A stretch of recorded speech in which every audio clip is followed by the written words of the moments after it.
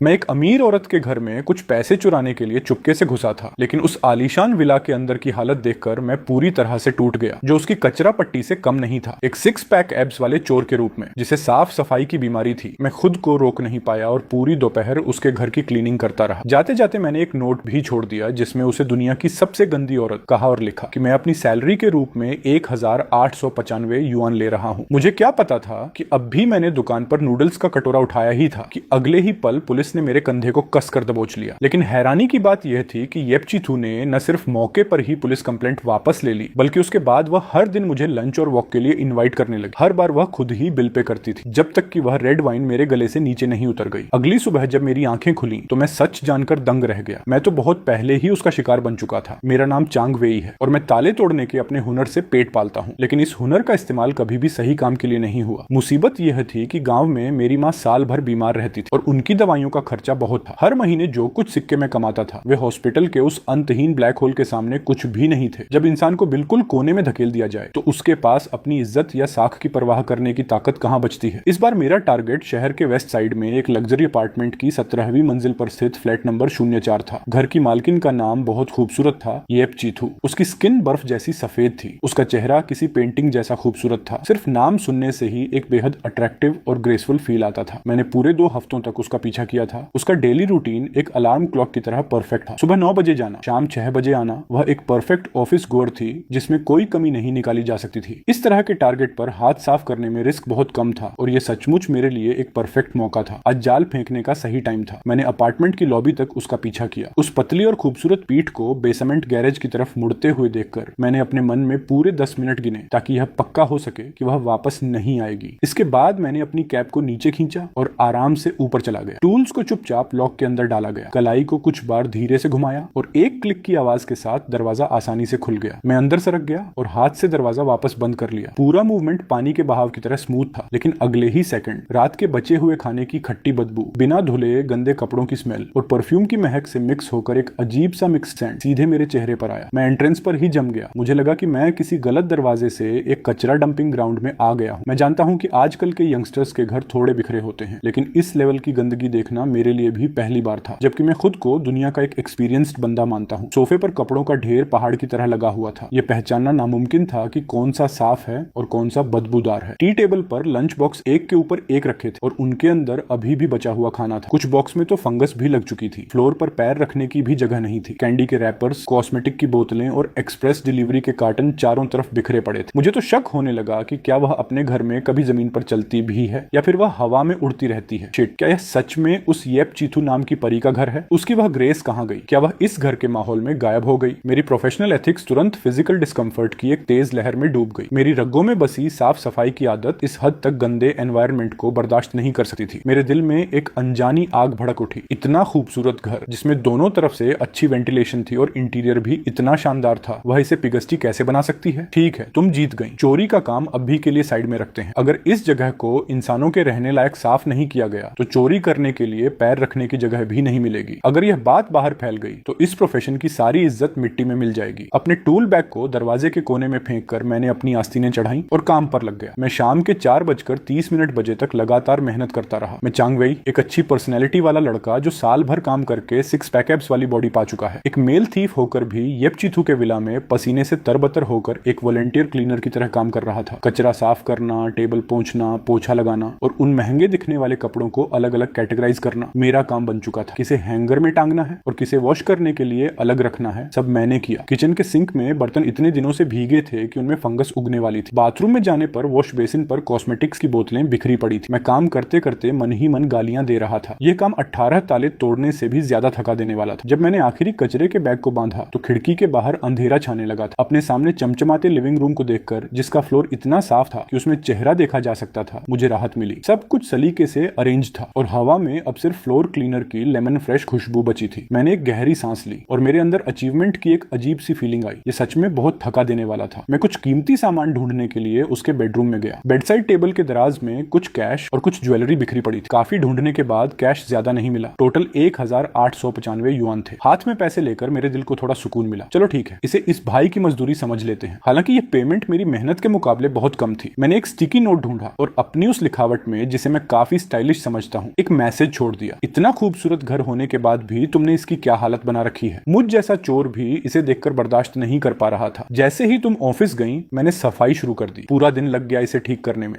मैं सच में बहुत थक गया हूँ। दराज में रखे ये कुछ पैसे मेरी लेबर कॉस्ट। फ्यूचर में अगर सच में टाइम ना मिले तो एक पार्ट टाइम मेड हायर कर लेना। उस गुस्से और केयर से भरे नोट को टी टेबल पर पटक कर मैंने 1895 युआन अपनी जेब में डाले, अपना टूल बैग उठाया और अपनी थकी हुई बॉडी को लेकर उस बैटल ग्राउंड से बाहर निकल गया जहां मैंने पूरा दिन बिताया था। येपचीथू अपनी थकी हुई बॉडी के साथ घिसटते हुए अपने घर के दरवाजे के सामने पहुंची। आज ऑफिस का काम बहुत ज्यादा था और उसे लग रहा था कि उसकी सारी एनर्जी खत्म हो चुकी है। इस समय उसका एकमात्र थॉट अपनी हील्स को लात मारकर उतारना और उन सॉफ्ट कपड़ों के ढेर में खुद को डुबोकर सो जाना था। उसने लॉक में चाबी लगाई, एक हल्की सी टर्न के साथ क्लिक की आवाज आई, दरवाजा खुला। लेकिन रात के बचे खाने और परफ्यूम की वह जानी पहचानी मिक्स बदबू उसके चेहरे पर नहीं आई जैसा उसने सोचा था। इसके बजाय लेमन की एक हल्की और फ्रेश खुशबू हवा में तैर रही थी। येपचीथू के कदम हवा में ही रुक गए। क्या यह सच में मेरा घर है? उसे मानो करंट लगा हो। उसने जल्दी से अपने पैर पीछे खींचे और हैरान होकर रूम नंबर 1704 को देखा। कोई गलती नहीं थी, यह बिल्कुल मेरा ही घर था। उसने फिर से सावधानी से अपना आधा शरीर अंदर डाला और उसकी आंखें फटी की फटी रह गईं। वह फ्लोर जो पहले हर तरह के सामान से ढका रहता था अब आईने की तरह चमक रहा था। उसमें उसकी सरप्राइज्ड शक्ल साफ दिख रही थी। सोफे पर कपड़ों का पहाड़ गायब हो चुका था, जिसे सोफे का ओरिजिनल लग्जरी फैब्रिक दिखाई दे रहा था। टी टेबल को देखकर तो वह लगभग भूल ही गई थी। उसकी टेबल कांच की थी। वह किसी नई जगह आए मेहमान की तरह दबे पांव अंदर गई। उसे डर था कि कहीं वह इस साफ सुथरे माहौल को गंदा न कर दे। उसने धीमी आवाज में कहा, ओह माय गॉड। उसकी नजर में आने वाली हर चीज इतनी परफेक्टली अरेंज थी कि वह बेडरूम की तरफ भागी। उसका बेड जो हमेशा बिखरा रहता था अब बिल्कुल फ्लैट और साफ था। यहाँ तक कि ब्लैंकेट के कोने भी सलीके से मोड़े गए। उसकी उंगलियां कांपते हुए वार्डरोब के दरवाजे पर गईं। अंदर के कपड़े कलर और सीजन के हिसाब से परफेक्टली हैंग किए गए थे। यहाँ तक कि उसके कार्टून प्रिंट वाले अंडरवियर और लेसी लॉन्जरे भी बहुत करीने से फोल्ड करके एक अलग सेक्शन में रखे थे। उनसे फ्रेश डिटर्जेंट और धूप की खुशबू आ रही थी। उसने अपने गालों पर हाथ रख लिया और उसे अपने पैरों से लेकर सिर तक एक गर्माहट महसूस हुई। किचन में जाने पर तो यकीन करना और भी मुश्किल था। गैस स्टोव चमक रहा था और चिमनी का कवर इतना साफ था कि उसमें चेहरा दिख रहा था। सिंक से बर्तनों का पहाड़ गायब था और रैक सूखी और साफ थी। क्या यह कोई जादुई परी थी जो उसकी मदद करने आई थी, या ऑफिस का कोई कलीग था जो उसे सीक्रेटली पसंद करता था? लेकिन चाबियां तो सिर्फ दो ही थी, एक उसके पास और दूसरी। जैसे ही उसके दिमाग का सीपीयू ओवरलोड होने वाला था उसकी नजर लिविंग रूम की साफ टी टेबल पर पड़ी। वहां एक बहुत ही अट्रैक्टिव स्टिकी नोट रखा था। वह आगे बढ़ी और उसने नोट उठाया। उस पर लिखी हैंडराइटिंग काफी स्टाइलिश थी। इतना खूबसूरत घर होने के बाद भी तुमने इसकी क्या हालत बना रखी है। मुझ जैसा चोर भी इसे देखकर बर्दाश्त नहीं कर पा रहा था। जैसे ही तुम ऑफिस गई मैंने सफाई शुरू कर दी। पूरा दिन लग गया इसे ठीक करने में। मैं सच में बहुत थक गया हूँ। दराज में रखे ये 1000 से ज्यादा युआन मेरी लेबर कॉस्ट। फ्यूचर में अगर सच में टाइम ना मिले तो एक पार्ट टाइम मेड हायर कर लेना। एक चोर का ये नोट पढ़कर येपचीथू अचानक होश में आई और बेडरूम की तरफ भागकर बेड साइड टेबल की दराज को खोल दिया। अंदर बिखरे हुए पैसे गायब थे। उसके पैरों के नीचे से जमीन खिसक गई। घर में चोरी हुई थी, लेकिन इस चोर को क्या कोई बीमारी थी? ज्वेलरी और गैजेट्स को हाथ भी नहीं लगाया। सिर्फ 2000 युआन से कम कैश लिया और बदले में घर की ऐसी डीप क्लीनिंग करके गया जो कोई प्रोफेशनल भी ना कर पाए। ऊपर से एक नोट छोड़कर उसे एडवाइस भी दे गया। क्या इस सिचुएशन में कुछ अजीब नहीं था? उसे अचानक लिविंग रूम के फिल्टर में छिपा छोटा हिडन कैमरा याद आया। उसने तुरंत अपना फोन निकाला और वीडियो फुटेज चेक की। उसने वीडियो को फास्ट फॉरवर्ड किया। स्क्रीन पर एक लंबे कद का आदमी उसके जाने के तुरंत बाद बहुत ही प्रोफेशनल तरीके से ताला तोड़कर अंदर घुसता हुआ दिखा। येपचीथू का दिल जोरों से धड़कने लगा। उसने देखा कि घर में घुसने के बाद उस आदमी का रिएक्शन भी बिल्कुल वैसा ही था जैसा कुछ देर पहले उसका था। वह बिल्कुल स्तब्ध रह गया था। कैमरे ने उसके चेहरे के शौक और उस लाचारी को साफ कैप्चर किया था। इसके बाद एक मजेदार सीन शुरू हुआ। उसने तुरंत चोरी के लिए सामान ढूंढना शुरू नहीं किया, बल्कि वह हाथ कमर पर रखकर खड़ा हो गया। उसने एक गहरी सांस ली और घर की गंदगी पर अपने गुस्से को कंट्रोल किया। फिर उसने जैसे कोई बड़ा डिसीजन लिया हो और अपना टूल बैग दरवाजे के पास फेंक दिया। इसके बाद कैमरे ने जो रिकॉर्ड किया वह क्लीनिंग इंडस्ट्री का एक चमत्कार। कचरा फेंकना, टेबल पोंछना, पोछा लगाना, कपड़ों को अरेंज करना, उसका हर एक्शन बहुत ही परफेक्ट और डिटेल्ड था। खासकर जब उसने उस आदमी को कैमरे में अपनी भौहें सिकोड़ते हुए लेकिन बहुत ही केयरफुली उसके लॉन्जरे और उन पर्सनल कपड़ों को धोते हुए देखा जो उसने यहाँ वहां फेंके थे, तो येपचीथू के गाल शर्म से लाल हो गए। ये सचमुच बहुत एम्बैरेसिंग था, लेकिन न जाने क्यों स्क्रीन पर उस अजनबी आदमी की पसीने से तरपीठ को देखते हुए, जो कभी किसी जिद्दी दाग से परेशान होकर इरिटेट हो रहा था तो कभी किसी कोने को साफ करके मुस्कुरा रहा था, वह अपनी हंसी नहीं रोक पाई। उसके दिल में एक अजीब सी फीलिंग आने लगी थी। उसका काम करने का तरीका, उसकी मस्कुलर बॉडी के कट और जब वह झुकता था तो उसके एब्स की झलक, यह सब देखकर उसने खुद को रोका। मैं यह क्या सोच रही हूँ, वह एक चोर है। वीडियो का आखिरी सीन उस मोमेंट पर रुका जब वह आदमी पैसे लेकर बाहर जा रहा था। येपचीथू फोन को पकड़े हुए सोफे पर सिमट गई। उसका दिल कंट्रोल से बाहर धड़क रहा था। उसका दिमाग बार बार उसी सीन को लूप में प्ले कर रहा था। एक हैंडसम और डैशिंग आदमी जो साफ सफाई के अपने अजीब अजीब से जुनून के साथ इतने अनोखे तरीके से उसकी लाइफ में एंटर कर चुका था। वह जितना सोचती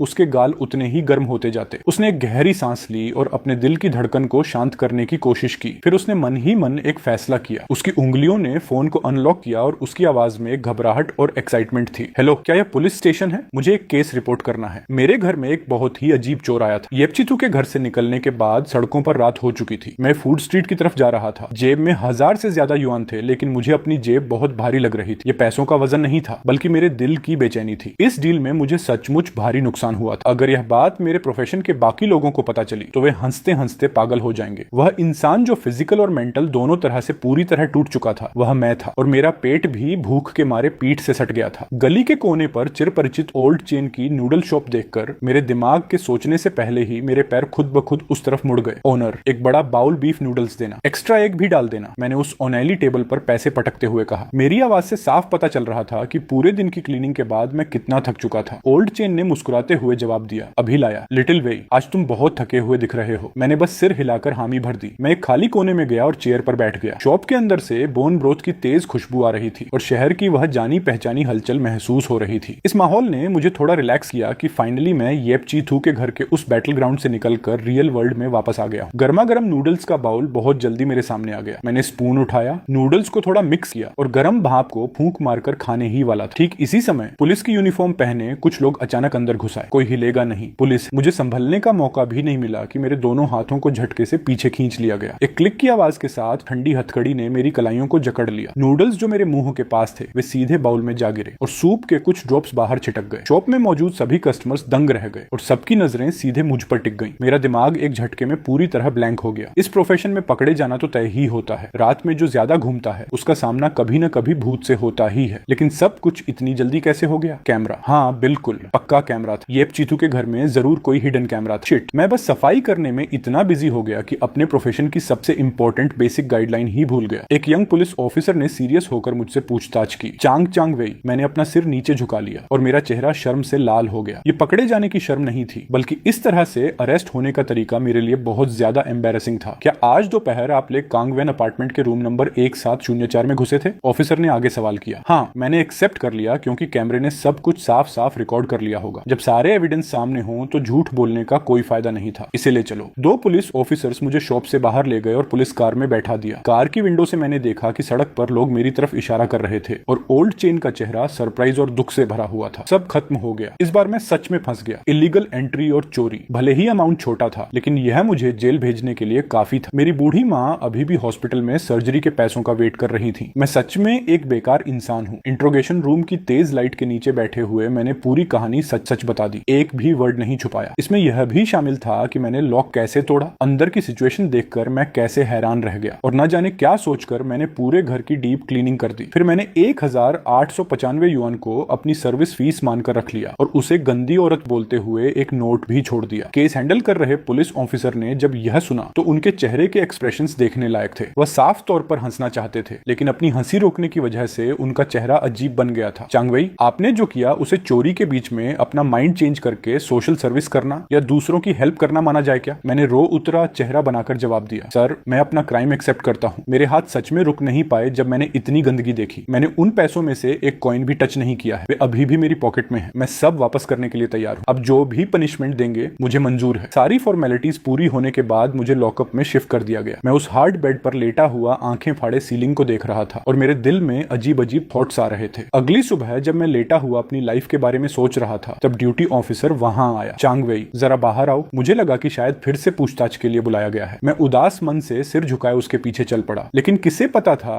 कि विजिटिंग रूम में यूनिफॉर्म वाले ऑफिसर्स के अलावा एक लेडी भी खड़ी थी। विजिटिंग रूम के माहौल में एक अजीब सी नर्वसनेस और टेंशन महसूस हो रही थी। मैंने अपना सिर झुका लिया और बस अपनी नजरों के कोने से उस ग्रेसफुल फिगर को देखा। आज येपचीतू ने एक लाइट ब्लू कलर की ड्रेस पहनी थी और उसके लंबे काले बाल उसके कंधों पर बिखरे हुए थे। इस समय वह एक ऑफिसर के पास खड़ी थी। उसकी आंखों में थोड़ी शर्मिंदगी थी, लेकिन साथ ही एक अजीब सी एक्साइटमेंट भी साफ दिख रही थी। चांगवेई, सही कहा ना? एक सीनियर ऑफिसर ने अपनी आवाज बुलंद की। हमारे वेरिफिकेशन और मिस येपचीतू के साथ डायरेक्ट बातचीत के बाद कुछ चीजें हैं जो हम आपको क्लियर करना चाहते हैं। मेरा दिल जोर से धड़का और मैं अपने फाइनल जजमेंट का वेट करने लगा। सबसे पहले, हमारे लोकल रूल्स के मुताबिक चोरी के मामले में क्रिमिनल केस तभी बनता है जब अमाउंट 2000 युआन से ज्यादा हो। ऑफिसर थोड़ा रुके, उनकी नजर मुझ पर गई और फिर उन्होंने येप चीथू की तरफ देखा। आपने उस दिन जो कैश लिया था मिस येप ने उसे कंफर्म किया है। टोटल अमाउंट 1895 युआन है। ये अमाउंट सच में क्रिमिनल लिमिट से कम है। इसके बाद ऑफिसर की आवाज थोड़ी सॉफ्ट हो गई। मिस येप चीथू ने पूरी सिचुएशन को समझने के बाद खुद अपनी मर्जी से एक रिटन स्टेटमेंट सबमिट किया है, जिसमें उन्होंने कहा है कि वह इस मामले को आगे नहीं बढ़ाना चाहती और आपके खिलाफ कोई लीगल एक्शन नहीं लेंगी। ये सुनकर मैंने तुरंत अपना सिर उठाया और यकीन न होने वाली नजरों से येप चीथू को देखा। उसने भी उसी पल चुपके से मेरी तरफ देखा। हमारी नजरें बीच में ही मिल गईं और वह एक छोटे हिरण की तरह डर कर तुरंत अपनी नजरें दूसरी तरफ घुमा गई। सबसे अजीब बात यह थी कि उसके गोरे गालों पर एक साफ दिखने वाली लाली छा गई थी। मैंने येप चीथू के घर का ताला तोड़ा था और उसके 1000 से ज्यादा युआन ले लिए थे। उसने न सिर्फ कोई एक्शन नहीं लिया बल्कि उल्टा कंप्लेंट भी वापस ले ली। फाइनली ऑफिसर ने अपना गला साफ किया और अपने चेहरे को सीरियस बनाए रखने की कोशिश की। आपका यह एक्शन भले ही इलीगल ट्रेसपासिंग और चोरी की इंटेंशन के अंडर आता है, लेकिन इस केस की सिचुएशन सच में बहुत अजीब और स्पेशल है। सब कुछ ध्यान में रखते हुए, क्योंकि ये आपका फर्स्ट ऑफेंस है, आपका बिहेवियर भी काफी हेल्पफुल रहा है और अमाउंट भी क्रिमिनल लिमिट से कम है। ऊपर से विक्टिम ने आपको पूरी तरह माफ कर दिया है। हमारी टीम ने डिस्कशन के बाद इस मामले में अपना फाइनल डिसीजन लिया है। आपको सभी क्रिमिनल चार्जेस से फ्री किया जाता है। कोई क्रिमिनल केस नहीं, मैं बिल्कुल सेफ था। ये सरप्राइजिंग खुशी इतनी बड़ी थी कि सीधे मेरे सिर पर आ गिरी और मेरा सिर चकराने लगा। लेकिन तभी ऑफिसर की आवाज का टोन अचानक बदल गया। कानून बिल्कुल भी कोई मजाक नहीं है। किसी दूसरे के घर में इलीगल एंट्री करना अपने आप में ही कानून का एक साफ उल्लंघन है। आपके इस एक्शन के स्पेशल कैरेक्टर और सोशल ऑनर्डर पर पड़ने वाले इसके इम्पैक्ट को देखते हुए हमने फाइनली आपको पनिशमेंट देने का डिसीजन लिया है। आपको 15 दिनों के लिए एडमिनिस्ट्रेटिव कस्टडी में भेजा जाता है। साथ ही जरूरी लीगल एजुकेशन भी दी जाएगी। उम्मीद है कि आप अपनी गलती पर गहराई से सोचेंगे। इसके बाद अपना सिर ऊंचा करके एक सही रास्ते पर चलकर अपनी लाइफ जी। जेल जाने की उस बड़ी सजा के मुकाबले जो मेरे सिर पर मंडरा रही थी, ये 15 दिनों की कस्टडी तो ऐसी थी जैसे किसी डेथ पेनल्टी को सीधे सबसे लाइट पनिशमेंट में बदल दिया गया हो। ये इतनी हल्की थी कि मैं खुशी के मारे हवा में उड़ने लगा था। मुझे यह मंजूर है, मैं अपनी गलती पर जरूर गहराई से सोचूंगा। गवर्नमेंट का थैंक यू, ऑफिसर्स का थैंक यू। मैंने लगातार अपना सिर हिलाते हुए कहा। मेरे दिल पर जो एक बहुत बड़ा पत्थर रखा था वह फाइनली सेफली नीचे उतर चुका था। सारी फॉर्मेलिटीज पूरी होने के बाद मैं कस्टडी रूम में अपनी हाजिरी लगाने के लिए ड्यूटी ऑफिसर के पीछे पीछे चल पड़ा। जिस मोमेंट मैं येप चीथू के पास से गुजरा, मैं खुद को रोक नहीं पाया और मेरे कदम वहीं रुक गए। मैंने अपनी उलझनों से भरी नजरों से उसकी तरफ देखा। वह, मिस येप, आपका बहुत बहुत थैंक यू। मैंने किसी तरह ये एक लाइन बोली। मुझे सच में समझ नहीं आ रहा था कि इस सिचुएशन में उसके सामने कैसा चेहरा बनाकर खड़ा हो। इस विक्टिम के साथ चोरी करने के लिए इलीगल एंट्री करने के बाद एंड में मुझे क्रिमिनल चार्जेस से फ्री होने का लेटर मिल गया था और साथ ही 15 दिनों का एक वेकेशन पैकेज भी गिफ्ट में मिला था, जिसमें रहना खाना फ्री था और साथ में लीगल एजुकेशन भी थी। मेरा यह एक्सपीरियंस सच में दुनिया में सबसे यूनिक था। येप चीथू ने अपना चेहरा उठाया। उसके गालों की लाली अभी तक पूरी तरह गायब नहीं हुई थी। उसने जल्दी से अपनी आवाज धीमी करते हुए कहा, एक्चुअली मुझे आपका थैंक यू कहना चाहिए मेरे घर को इतनी अच्छी तरह साफ करने के लिए। इससे पहले मेरा घर कभी भी इतना सलीके से अरेंज नहीं रहा था। उसकी आवाज धीरे धीरे और धीमी होती गई, जैसे कोई फुसफुसाहट हो। पास खड़े ड्यूटी ऑफिसर ने सिचुएशन को संभालते हुए खांसने की एक्टिंग की। मैं जल्दी से ऑफिसर के पीछे चल पड़ा। मेरे दिल के अंदर जैसे सारे मसालों के डिब्बे एक साथ खुल गए थे, जिसमें नमकीन, मीठा, खट्टा और कड़वा सब कुछ मिक्स हो गया था। इस लेडी के दिमाग का स्ट्रक्चर आखिर किस तरह का बना हुआ है। कस्टडी रूम में वे 15 दिन धीरे धीरे बीत गए। हर दिन लीगल एजुकेशन की पढ़ाई करने के अलावा बाकी का सारा टाइम मैं अपनी लाइफ के बारे में सोचने में बिताता था। मैंने अब पूरी तरह से मन बना लिया था। इस तरह के गलत कामों को मैं अब कभी हाथ भी नहीं लगाऊंगा। इस बार तो किस्मत अच्छी थी जो बच गया। अगली बार सिचुएशन क्या होगी यह कोई नहीं बता सकता। भले ही हॉस्पिटल में एडमिट मेरी बूढ़ी माँ के लिए ही सही, मुझे जीने के लिए एक रिस्पेक्टेबल और अच्छी जॉब ढूंढनी ही होगी। जब मैं जेल के मेन गेट से बाहर निकला तो बाहर की धूप आंखों को चौंधिया रही थी। मैंने फ्रीडम की उस ताजी हवा में एक गहरी सांस ली और अपनी लाइफ का एक नया चैप्टर शुरू करने के लिए तैयार हो गया। लेकिन किसे पता था कि जैसे ही मैं सड़क के कोने पर पहुंचा, एक चमचमाती व्हाइट पोर्श कार धीरे से आकर मेरे ठीक पास रुक गई। कार की विंडो का ग्लास धीरे धीरे नीचे हुआ और अंदर से येप चीथू का अट्रैक्टिव और फ्रेश चेहरा दिखाई दिया। चांगवेई, तुम बाहर आ गए। मैं वहीं पर जम गया। मेरे दिमाग में खतरे का अलार्म जोरों से बजने लगा। ये लड़की अब क्या नया ड्रामा कर रही है? मिस येप, आपको मुझसे कोई काम है क्या? ये केस तो ऑलरेडी क्लोज हो चुका है ना? वह अब मुझसे क्यों मिलना चाहती है? येप चीथू ने अपने नीचे के होंठ को दांतों से दबाया, जैसे उसने कोई बहुत बड़ा डिसीजन लिया हो। वह, तुम्हारी फ्रीडम को सेलिब्रेट करने के लिए मैं तुम्हें लंच पर इन्वाइट करना चाहती हूँ। इसे बस एक थैंक यू समझ लो। पिछली बार तुमने मेरे घर को साफ करने में जो मेहनत की थी उसके लिए मेरी आंखें फटी की फटी रह गईं। मुझे शक हुआ कि कहीं मेरे कानों में तो कोई प्रॉब्लम नहीं है। एक विक्टिम खुद चोर को पार्टी के लिए इन्वाइट कर रही थी और रीजन ये था कि चोर ने उसके घर में इलीगल एंट्री करके वहां की सफाई की थी। वह, मिस येप, मुझे लगता है कि यह ठीक नहीं है। पास्ट में मैंने जो किया, अरे छोड़ो भी, पास्ट की बातें अब भूल जाओ। कंप्लेंट वापस लेने का लेटर तो मैं पहले ही दे चुकी हूँ। तुम बस यह बताओ कि तुम मेरी बात मान रहे हो या नहीं। उसका बात करने का तरीका थोड़ा जिद्दी और क्यूट था, लेकिन उसकी आंखों में एक अजीब सा वेटिंग पीरियड था और साथ ही ही एक ऐसा कॉन्फिडेंस था जिसे कोई भी रिफ्यूज नहीं कर सकता था। उसके इस अंदाज को देखकर मैं जैसे अपना होश खो बैठा। न जाने क्या सोचकर मैंने अपना सिर हाँ में हिला दिया। ठीक है फिर।